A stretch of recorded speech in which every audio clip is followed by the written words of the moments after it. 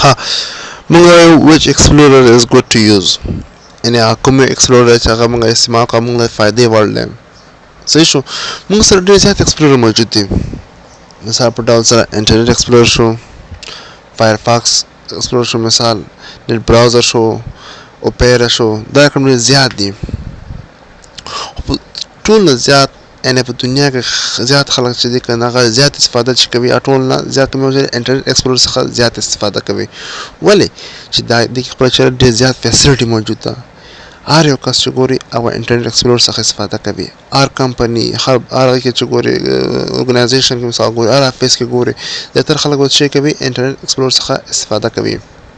حالانکه موږ سره دغه مثال له سره موزیلا فایرفاکس هم شته نټسکیپ براوزر هم شته پکې اوپیرا هم دار کوم شته سره خو دې څخه خلک هغه وخت استفاده کوي کوم وخت چې مثال موږ سره انټرنیټ سپیډ ډېر کم وي مثال له سره راځي موږ ګورو چې انټرنیټ سپیډ موږ سره څومره ده ولانګ دا دونه ډېر کم وي ولې چې دا وجه دا راکنه چې دغه ټیم کې کوم چې انټرنیټ ایکسپلورر څخه کار واخلو انټرنیټ ایکسپلورر چې کار نه اجرا کوي کله به پیج اف راځي مثال کیناټ اوپن راځي کوم موږ سره کوي او میسج راکوي حالانکه چې فایرفاکس څخه موږ د وخت استفاده کوو نو وسن کې اپ پیج ډایرکټ اوپن کوي ولې چې هغه په کم سپیډ سره ان په کم وخت سره خپل وظیفه په چټکتیا سره اجرا کولای شي همدا کوشش وکړي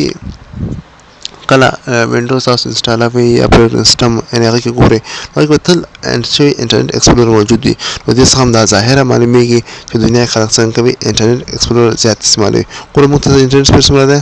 2.4 ده کنه کله چې کې مثال موږ چاته کو انټرنیټ ایکسپلورر اوپن کو نو په څنګه کې موږ ته نه اوپن کیږي ولې چې دا په کم سپیډ سره کار نه کوي صحیح شو او مثال فایرفاکس چې موږ اوپن کو څنګه کوي دا په کم سپیډ څنګه کوي خپل وظیفه اجرا کوي که تاسو کوم میسج او ویب سټ ورکوي ته هغه ورکوي مثلا کوي هغه اوپن کولای شي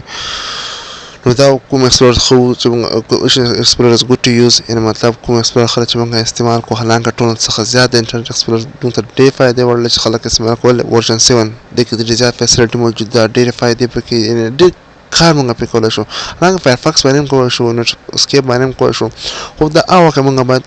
پاک ونکو باید د براوزر څخه موږ هغه وخت استفاده وکړو ایکسپلورر څخه